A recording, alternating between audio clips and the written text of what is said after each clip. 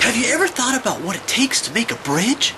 Well, I'm standing here and I'm thinking about it. I mean, first off, they need to calculate how long the bridge is gonna be, how many people it can hold, how much material they need, like wood and metal, how many people it's gonna take to make this thing. And all of this is mathematics. But today, we're gonna be studying distance, which is really important, especially when you build a bridge. I mean, if it's too short, think about it. Ah!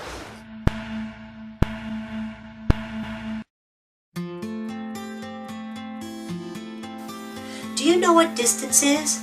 Distance is a numerical description or number that tells us how large something is or how far apart objects are.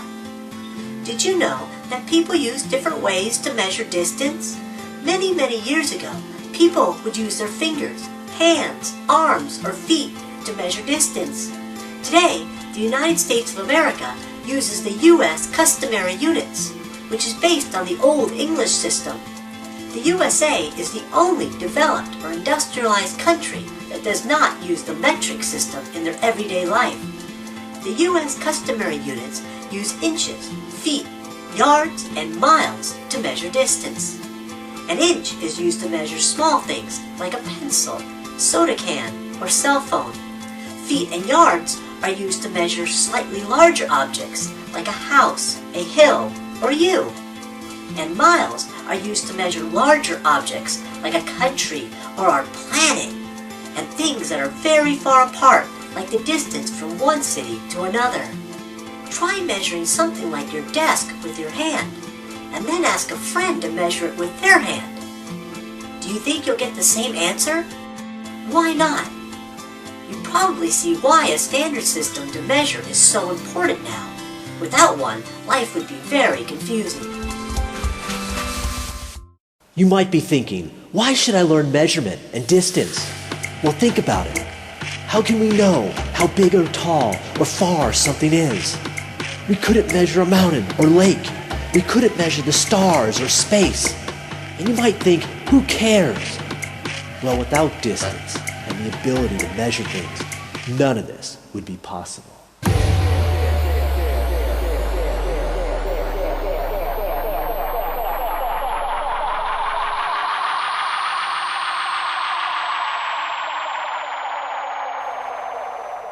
Do I have your attention? Just in case.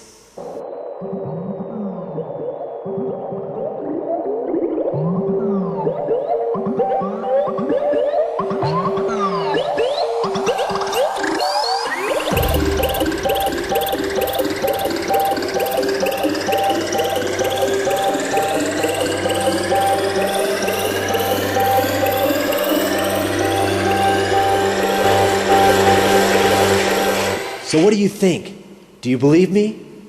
Okay, one more.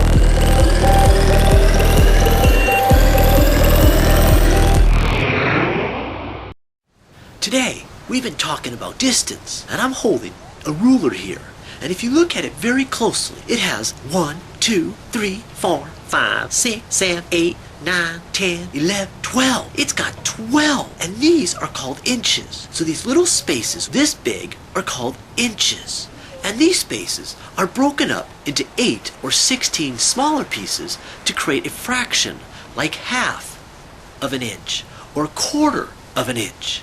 And if you put these 12 inches together, you get 1 foot.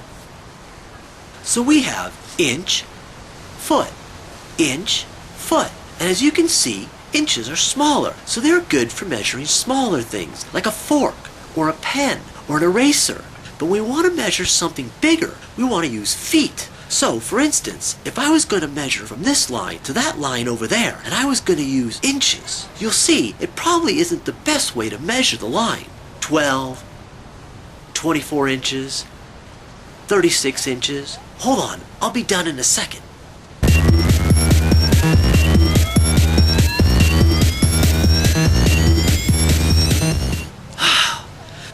So to measure from that line to the line over there was 420 inches. But why use such a large number? We know there are 12 inches in a foot. So all we have to do is divide 420 by 12, and you get 35 feet. So to go from this line to the line over there is 35 feet. So do you see how you can use inches to measure smaller objects, but use feet for bigger objects like me?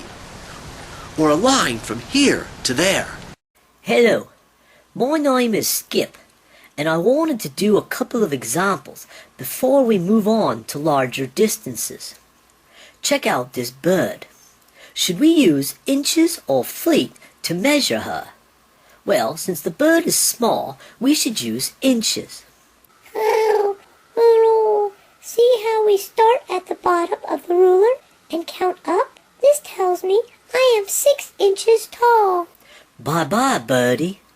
Wow, here comes a bear. Hey, where are you going? I thought you wanted to measure me. Okay, I guess I'll measure myself. Since I'm a big bear, I should use feet. Now I know 12 inches equals 1 foot, and our ruler has 12 inches, so I can count how many 12s I am.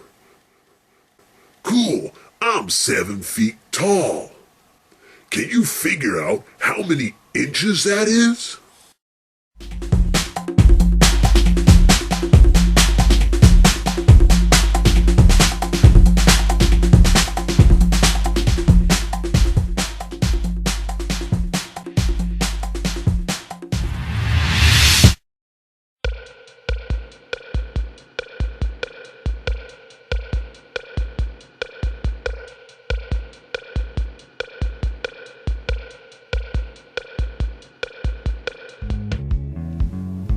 Katie walks 438 inches to her friend's house.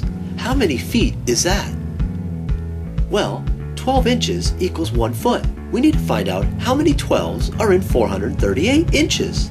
In other words, divide. 438 divided by 12 equals 36, with the remainder of 6 inches. 36 is 36 feet, and the remainder 6 inches equals a half a foot, because 6 is half of 12. So she walks 36.5 feet, or 36.5 feet. Distance is the amount of space between two objects, points, or lines. When people build or create things, they use width, length, height, and depth to measure the distance from one point to another. It doesn't matter if they're building a bike, or a car, or even redecorating a room. They'll probably measure the distance of one thing or another. Of course, if they build a skateboard half-pipe, they'll measure the distance of the length, width, and height. It doesn't matter if they make a pair of shoes, create a beautiful dress, or a 9-story building. They're going to use distance to measure. Maybe it's a railroad system, or a snowboard, or surfboard. Being able to measure distance, width, length, height, and depth will be very important.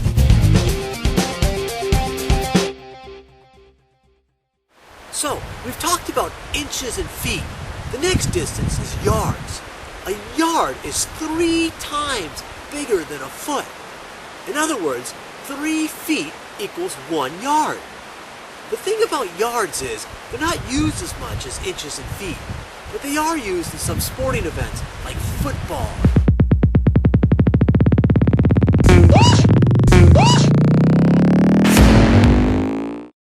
And sometimes used to measure land distance, like the size of someone's yard. So, if 3 feet are in 1 yard, can you figure out how many inches are in 1 yard?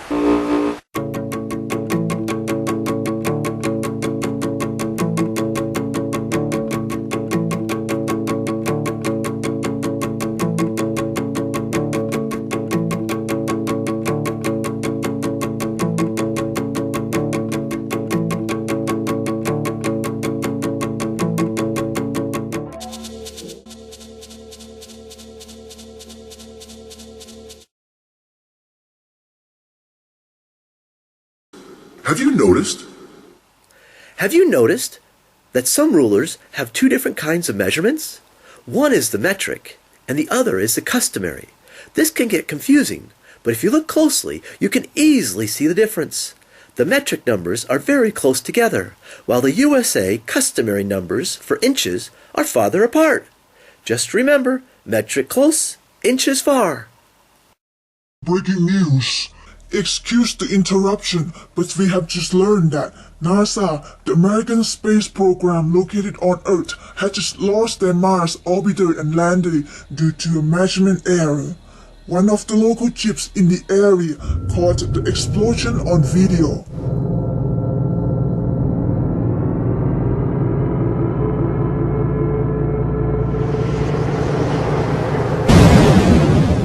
The total cost of the project was $327 million American dollars.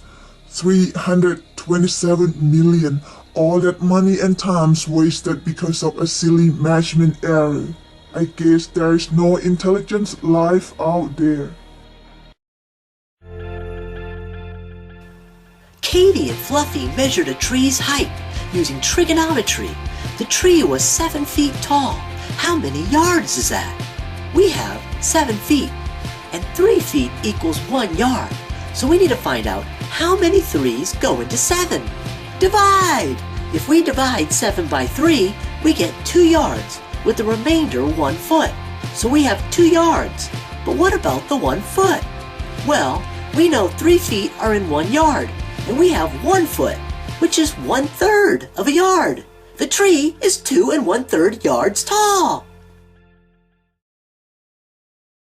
I just went on a 10-mile hike, and you might say 10, that's a small number. But the real question is, how far is a mile? Well, let's take a look. A mile is the same as 1,760 yards. 1,760 yards equals 1 mile. 1,760 yards. And since 3 feet are in 1 yard, 3 times 1,760 equals 5,280 feet. So 1 mile also equals 5,280 feet. Look at all those feet. 5,280 feet equals 1 mile. Now I went on a 10-mile hike, and each mile equals 1,760 yards or 5,280 feet, which means we need to multiply both of them by 10 to change the distance from miles into yards or feet. That gives us 17,600 yards or 52,800 feet. Wow, that's a lot of yards and feet.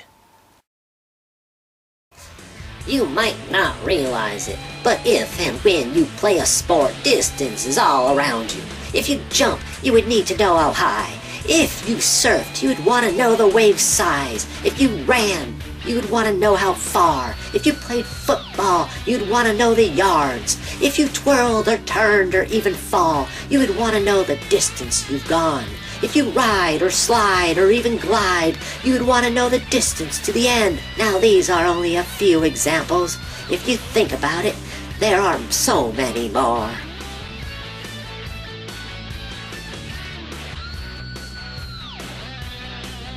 But most important, if you scuba dive, you would want to know the shark's size.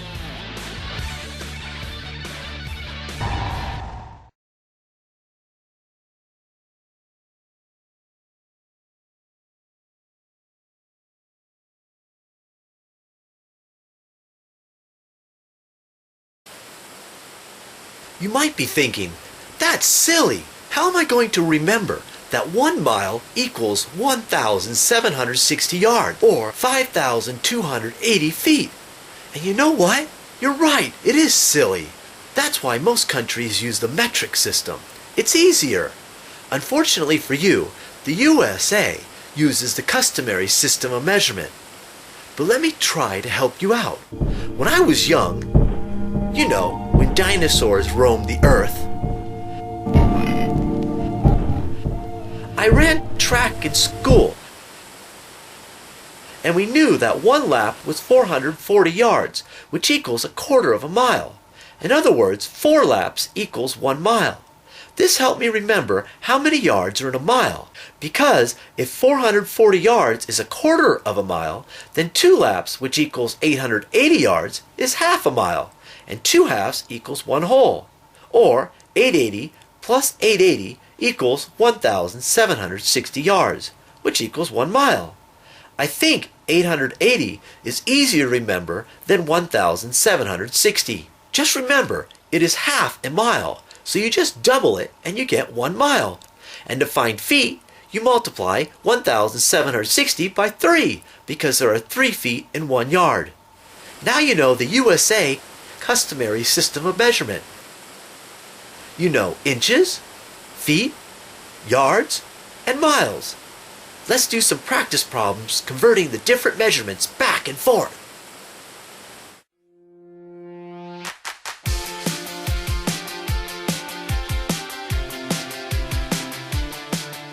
Carrie rides her bicycle home from school every day. The school is 2 miles away from her house. How far is that in feet? Well, Carrie rides 2 miles, and we know 1 mile equals 5,280 feet, and she rode 2 miles. We need to multiply 2 times 5,280 feet. 2 times 5,280 equals 10,560 feet.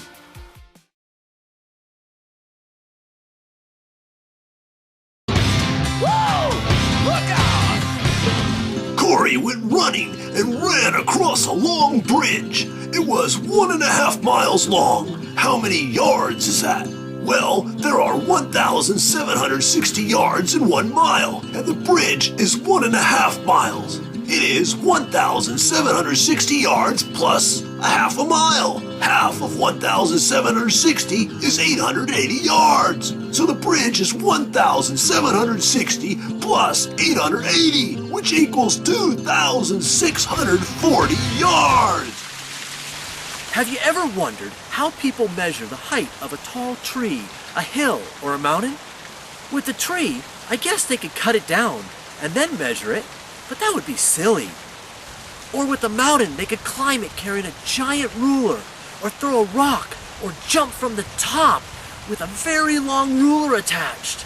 But honestly, I don't think that would be possible. Today, scientists use GPS, the Global Positioning System. But the real question is, how did they do this before GPS and computers? Well, they used trigonometry. Trigonometry is the study of triangles and the relationship between their sides and angles.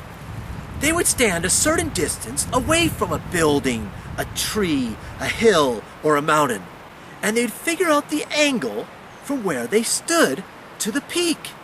They would only use trigonometry and old-fashioned mathematics. Using this information, scientists can determine the height of a mountain, hill, or even a large tree. I heard about these scientists back in 1856, over 150 years ago, and they measured this mountain called Mount Everest. Some of you might have heard of it. When they measured its height, they only used old-fashioned mathematics, in other words, trigonometry. No computers, no GPS. They calculated it to be 29,002 feet. Well, in 2005, some other scientists measured it again using computers and GPS and determined it to be 29,029 feet tall. In other words, these guys a long time ago were only about 27 feet off, and they didn't have any help from GPS or computers.